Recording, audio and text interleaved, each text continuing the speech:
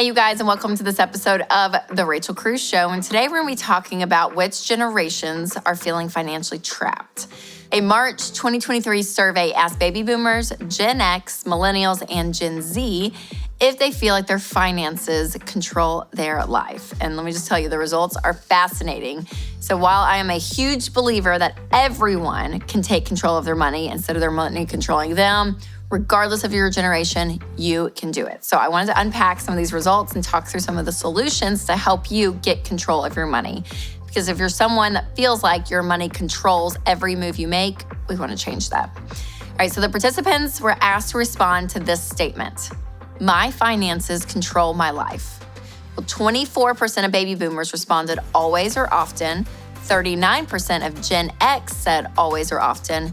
47% of millennials said always or often, and 44% of Gen Z said always or often. So clearly, the younger half agreed with the statements, but millennials did the most. And I think there's a lot of reasons to speculate why this is. So for one, we all have different money tendencies when it comes to spending and saving, which can be traced all the way back to childhood and the household that you were raised in. I talk about this in my book, Know Yourself, Know Your Money. And if majority of one generation was raised by the majority of another generation, then there's gonna be some underlying trends. So when you think about millennials, they had baby boomer parents and Gen X parents. Well, those parents were raised by parents that had very major financial hardships like the Great Depression and World War II. So all of that really does stem through the generations, which is pretty wild. So whatever the cultural challenges were at the time, the pendulum tends to swing back and forth because of how each generation was brought up. So millennials are known for having more awareness around mental health and work-life balance and healthy boundaries. But maybe that whole live to work mentality that we saw many of our parents take on, maybe it's actually working for them when it comes to their money. Now, another potential reason for major financial burnout that millennials are feeling is the formula that worked for our parents, but let's be honest, is not guaranteed to work for us because there are factors that we are facing like inflation and Social Security and the housing market. All of that is very different than it was in the 70s, 80s, and 90s. Now, Gen Z could be feeling this way for multiple reasons too. If you think about the pandemic, it interrupted many of their high school and college experiences, and student loan debt, the crisis is worse than it's ever been. And they were the generation that was right in the middle of it. And there are obviously, very real factors like what we just talked about.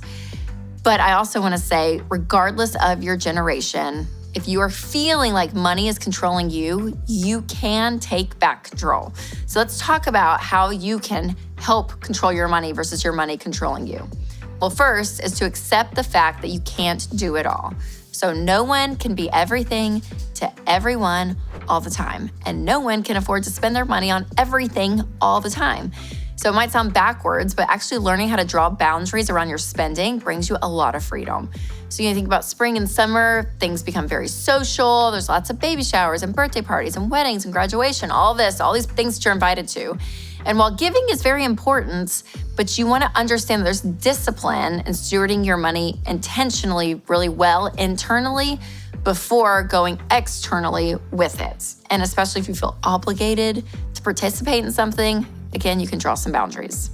All right, before we move on to the next 3 steps, I want to tell you about one of our sponsors.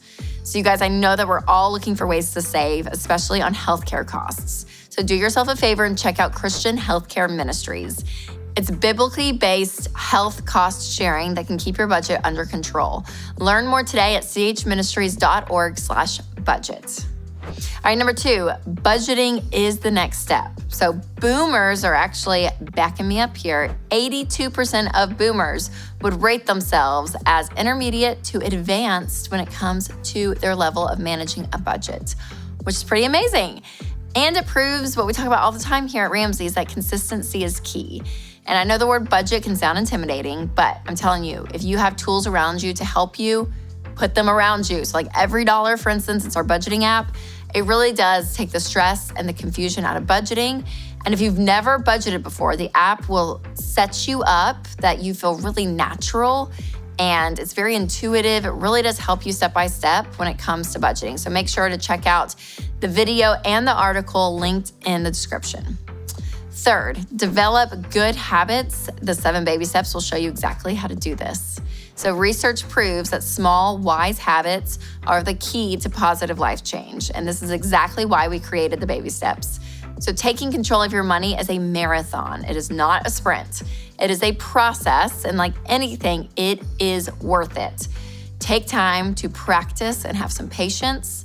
So rather than trying to solve every problem and reverse every bad money mistake at once, just take it step by step. Save, pay off debt, save some more, invest in your future, and you will be surprised at how the time flies when you're making real progress. So to learn more about the 7 baby steps or where to start, check out RamseySolutions.com for articles, videos, and other amazing resources. And I will put that in the description. And lastly, the 4th step is kind of part of number 3, what we just talked about, but that is saving for an emergency fund. So one reason you might feel like your money's controlling you is because if something happens in life that you can't control, you feel like, oh my gosh, there's nothing I can do. So whether it's a medical emergency or your house floods, or you have a car accident, listen, emergencies are going to happen and they usually come when we least expect them to. But having an emergency fund really takes those unexpected parts of life and it makes it more of an inconvenience than an absolute end of the world scenario. So baby step 1 is to save a $1,000 starter emergency fund.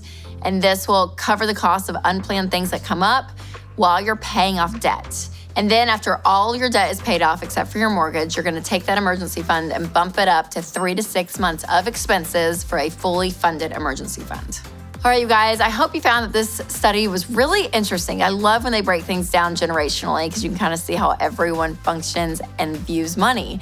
And I hope that this video was helpful for you to take control of your money. So send this video to a friend or family member who feels like money is controlling their life, and maybe this will give them some freedom, like I hope it does you. So remember to take control of your money and create a life you love.